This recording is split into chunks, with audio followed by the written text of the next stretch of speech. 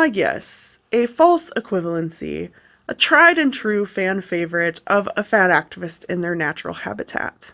Like, there was nothing useful in that sentence at all. Hey everyone, welcome back to the channel. My name is Sam. If you are a returning viewer, welcome back. I am so happy to have you here again with me this week. If you are new here and this is the first time you are seeing my face, welcome. I make weekly videos dissecting internet nonsense, so if you're into that type of thing or you like today's video, I hope that you'll consider liking and subscribing.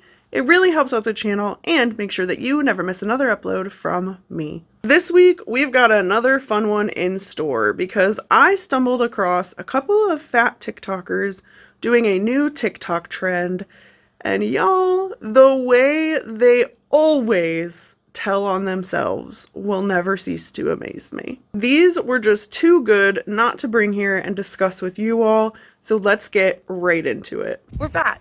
Of course I've done the Weight Watchers diet. Slim Fast, Jenny Craig, Nutrisystem, South Beach, Kellogg's Red Berries, Atkins diet, Whole30, Keto. We are starting off strong on this one. Has anyone else ever noticed the way that fat activists will often tell us that they've been trying to lose weight or they've been on a million diets since they were a literal child? It often leads to them talking to us about how they failed, and that's what led them to where they are. And then to reiterate a point that we've heard 1,000,002 times, which is that 95% of diets fail. So why try, right? It kind of leads to the mentality that they have overall as a part of this movement. It's impossible, so don't even try. None of them, however, seem to recognize that this is the issue. They can properly identify that the diet industry is a capitalist industry designed to make money off of them. Diet culture is a capitalist scam. But they never take it one step further or bother to try to put the pieces together that these are all fad or crash diets. You know, the ones created by the capitalist diet industry that's designed to be unsustainable so they can keep making money by having people come back to them. Why is this such a hard thing for them to understand? And why can't they see that there are other options that are sustainable? It's almost like they don't want to put the pieces together. They would rather just put their hands over their eyes and pretend that it doesn't exist. The one thing they do that I do genuinely enjoy, though, is they do frequently talk out of both sides of their mouth. Because while they're constantly demonizing capitalism and talking about how bad it is, specifically when it comes to the diet industry, when it comes to partnering with capitalist industries like Unilever or Dove, that's not a problem. Promoting them, making people buy their products, that version of capitalism is just fine. Don't worry though, it keeps on getting better. We're fat. Of course all of our targeted ads on social media are for shapewear. Only shapewear. The only product in the world is shapewear. Now, this made me laugh. I don't know about all of you, but I genuinely love when influencers pretend like they don't understand how algorithms work. Targeted ads are called targeted ads because you, somewhere in your algorithm, have expressed interest in shapewear. You've either clicked on it or watched a video relating to it or searched for it. You've done something for them to target that ad at you. They don't come out of nowhere. That's why they're called targeted ads. And, oh, hold on just a second. If we scroll just a teensy bit on this person's TikTok page, let's see what we find.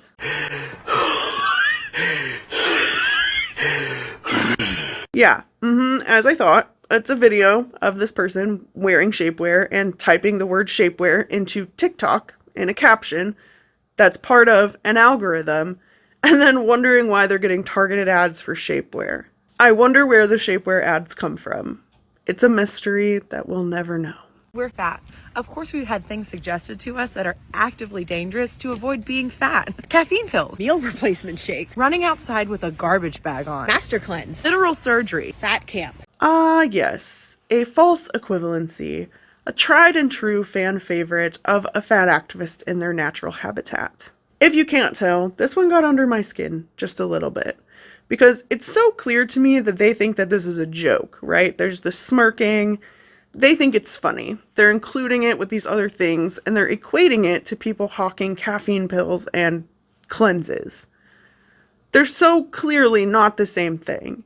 And I think the other reason it's a little bit under my skin is that there are people out there who need things like weight loss surgery to legitimately change their lives, to potentially alter their brain chemistry if they're struggling with things like binge eating. Just because they don't need those tools doesn't mean that someone else out there doesn't. And for them to make a joke out of that is just not okay.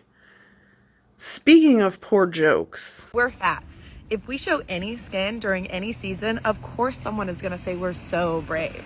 Should I go to war? this video was posted on December 24th of 2023. So they also decided to use their platform to make a joke about being brave of showing skin, so maybe they should go to war, while there are actively wars happening globally, right? There's a war in Ukraine. We've got things going on in Palestine and Israel.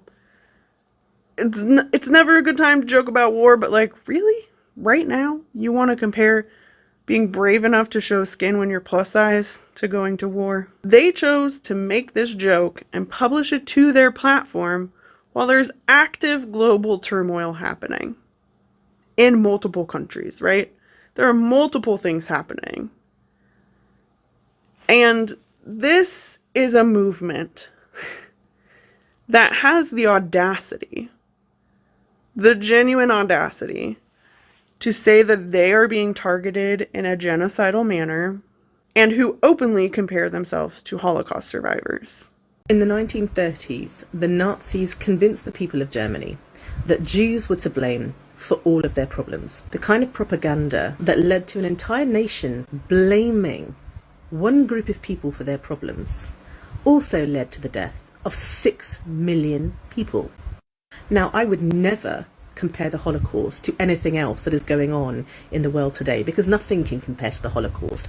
But you can't help but draw some parallels. And this is what they've decided to post. This movement has produced way too many people like this.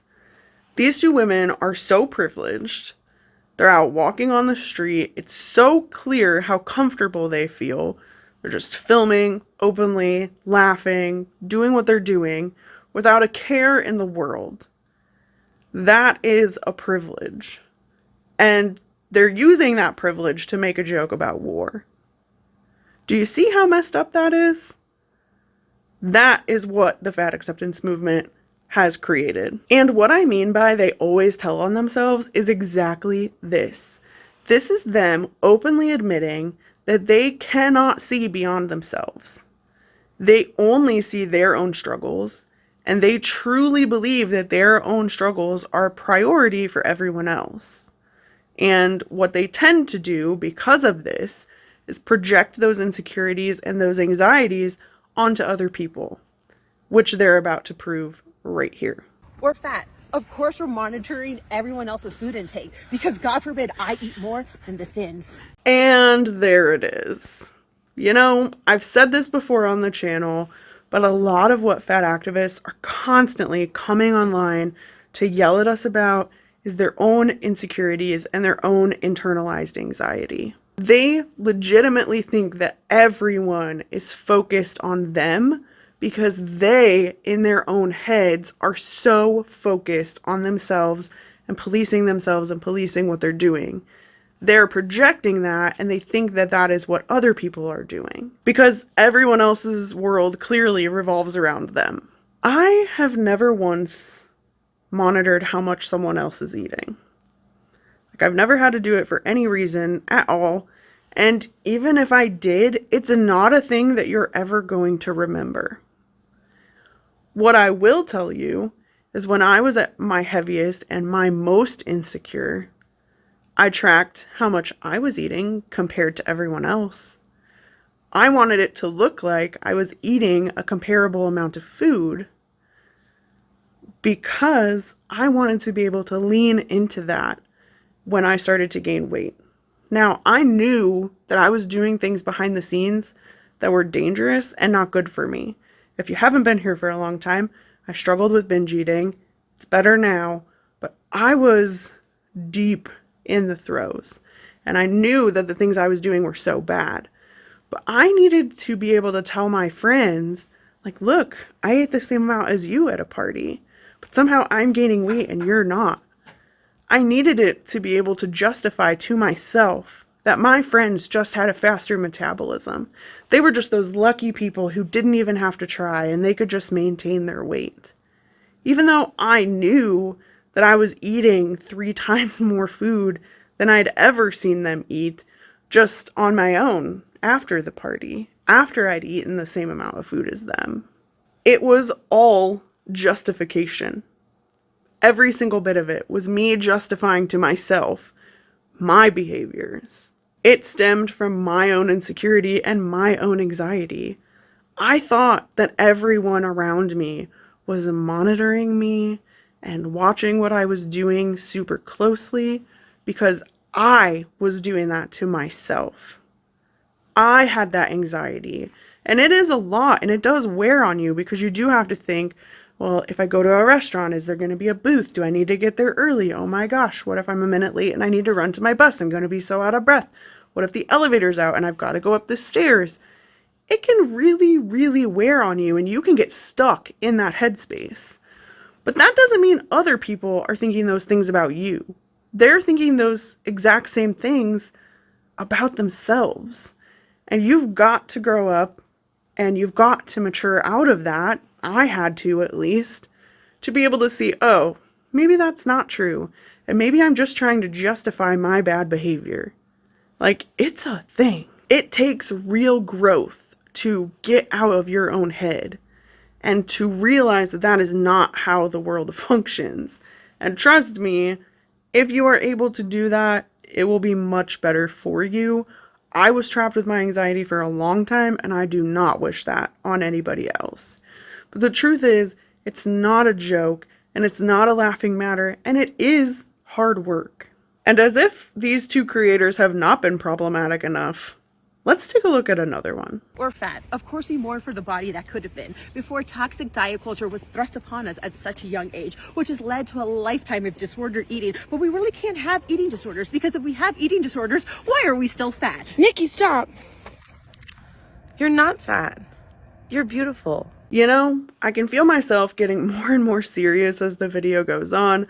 I can feel myself getting more and more over their shenanigans as the video goes on.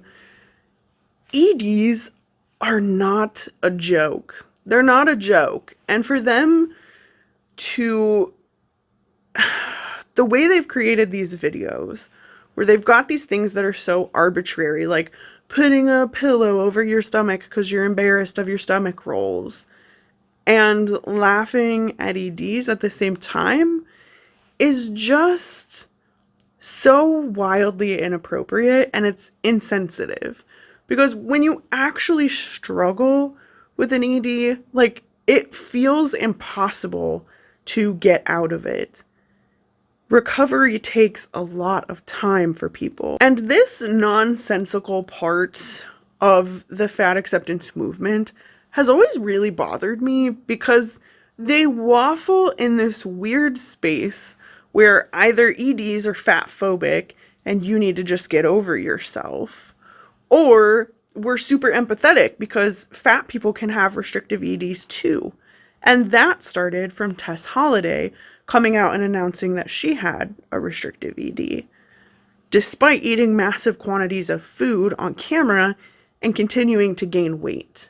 And my issue with that, and what we're seeing in this video, is that Tess Holliday has turned people away from something that does actually affect people, and that is binge eating. And as someone who actively has to fight that every day of my life, it drives me crazy that people don't know that that exists. And that leads to jokes like this. How do you have an ED and you're still fat? Well, if you binge and you never purge or you never get rid of it, what do you think is going to happen? It's the excess calories. Ladies, It's not that hard to figure out. And that just really gets to me in a way that nothing else does. And that's why I can feel that I'm like kind of getting a little salty over here. I'm a little salty crab. Which is funny because I think my shirt even says like salty by choice today. That's just, of course that would happen to me. But it's not a joke.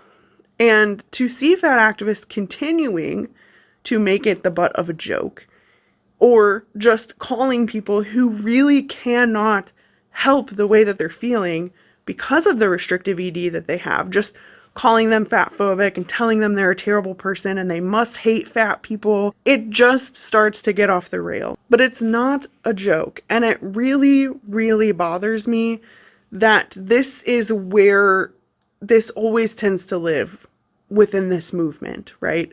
Is the butt of a joke. And just to share how far off the wall these two get, here's one last clip just for funsies. We're fat.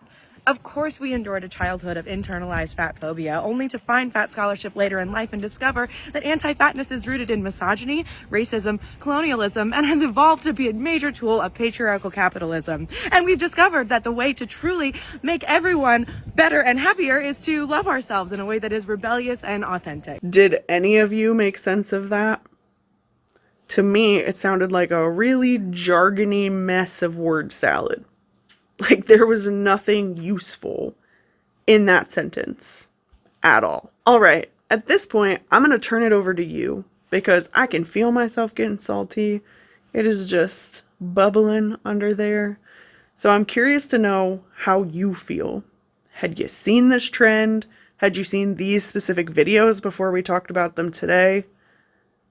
What do you think about the fact that they always tell on themselves?